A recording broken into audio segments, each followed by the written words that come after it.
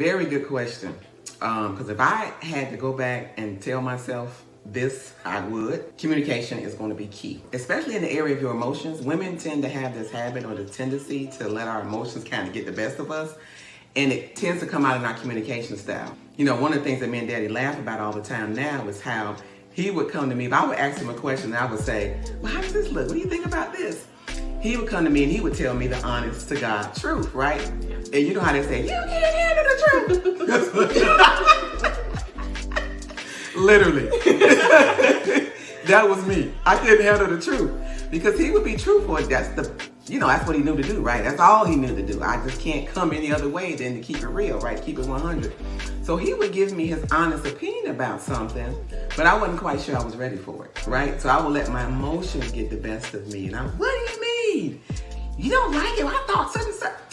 So take a seat back, think about the response, realize that it's not coming from a malicious place, and just flow through the conversation.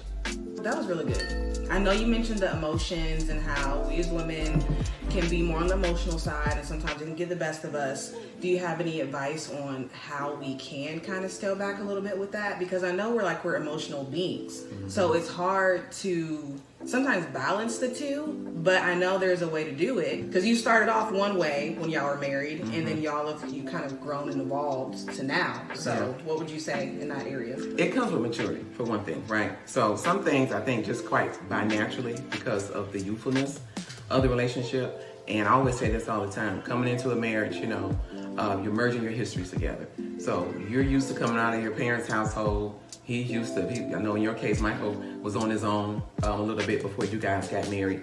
And so he was used to some independence there, right? You have one side, one perspective. He has another side, another perspective. You're merging those two histories together. Really just getting to know one another and then understanding that the other person is really who they are. You get what I'm saying? Understanding that they are who they are and really learning how to appreciate who they are. I think that's one of the biggest things I had to do. Instead of, I think sometimes we innately, not intentionally, but I think it's just natural for us sometimes to have a perception when we come into marriage. We perceive things one way and, we think it should be another way. And we have our own ideas inside of our head on how we think things should be. And then when the reality of that situation really hits and we realize that's not really the way that we thought it was, sometimes it can take us back a little bit. We're dealing with two different people with two different perspectives, two different personalities, coming from two different families, and you're trying to merge all that together. And just realizing that from that perspective, really, I think is the key. Now, have I arrived? Quite naturally, no. I still sometimes struggle in that area, right? I think that's normal. But as you mentioned, I have evolved. A lot of that came out of maturity as I became older and came to learn who he was and appreciate who God created him to be. I think a lot of that became a little bit easier process. Sometimes you get to a point, I'm telling you, when you get older and you guys get more mature in that relationship, you're going to get to a point to where you're going to just be like, whatever. Time to move on. Right, that's just him. Right. That's just him. Whatever. Just keep it moving and just keep on going. Going back to you because I think with you being a new wife, this is really going to be important for you to understand. Yeah. There's going to be an adjustment period. Right. Right. It's going. I can't even tell you how long that's going to take. It's individualized, right? I mean, your time frame could be different from what my time frame was. Really, just depends on what you're working with. Yeah. But there's going to take, because you guys didn't live together prior to, right? So it's going to take time to get to know who he is. Right? And it's going to take an adjustment. Right. You got to work through all those idiosyncrasies. There's some things you're just not going to know until you know it. Right? I'm going to give you guys a prime example. That'll be fun. Surprise! Sarah can relate. Right? She was like, oh my gosh. Right? I'm sure you probably can tell some stories.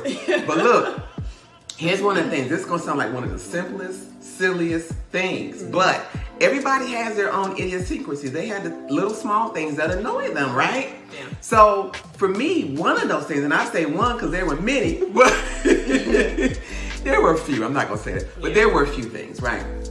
And I'm being facetious. But one thing that, just annoyed me initially was I'm one of those ones that like to squeeze my toothpaste from the bottom of one of those. So does Mike. Okay. Hey, Mike. So y'all are together. Oh man, Mike, my guy. I knew I'd like to. But he likes to, right? And I like to, Mike and myself, squeeze the toothpaste from the bottom of the toothpaste. Daddy's just honest. And it sounds like you are too. Yeah, I don't care. He's squeezing it all in the middle. And I'm like, really, dude? Making it look all funny. Funny, all disproportion and everything. I would go right back behind him and I would squeeze it right back like, up we to gotta the stop this. That's really funny. Yeah. But it's so true.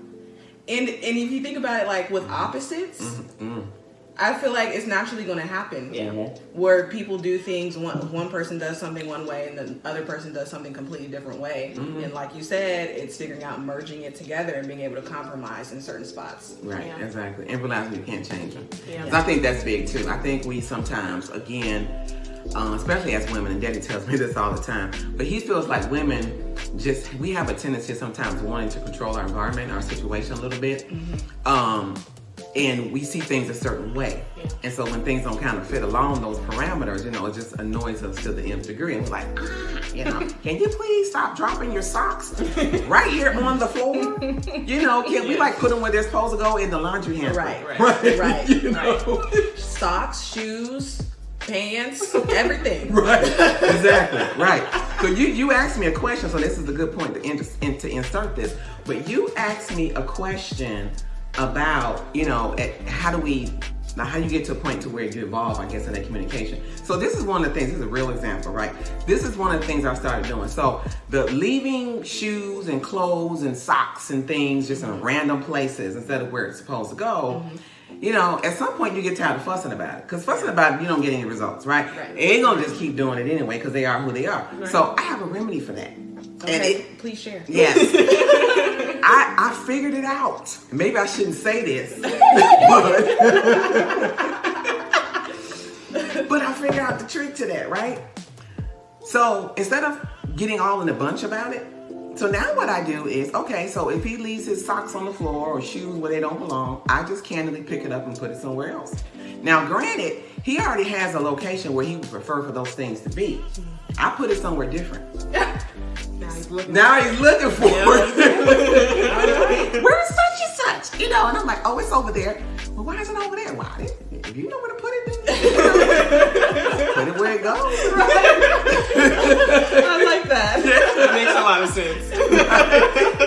So it kind of keeps the pressure down for me. Right.